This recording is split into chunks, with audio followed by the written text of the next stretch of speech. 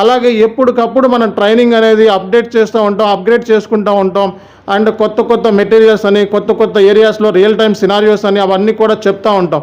So కాబట్టి మీరు ఎవరైనా మిస్ అయిపోయి కోర్స్ నేర్చుకోకుండా ఎవరైతే ఉన్నారో, మధ్యలో డ్రాప్ ఆఫ్ అయ్యారో, లేకపోతే అగైన్ కోర్సులో జాయిన్ అవుదాం అనుకున్న వాళ్ళు ఎవరైనా ఉన్నారో, సో లేకపోతే ఫ్రెషర్గా లేదా ఎక్స్పీరియన్స్డ్గా ఫస్ట్ టైం ఎస్ఏపి నేర్చుకుంటున్న వాళ్ళకి ఇది అద్భుతమైన అవకాశం.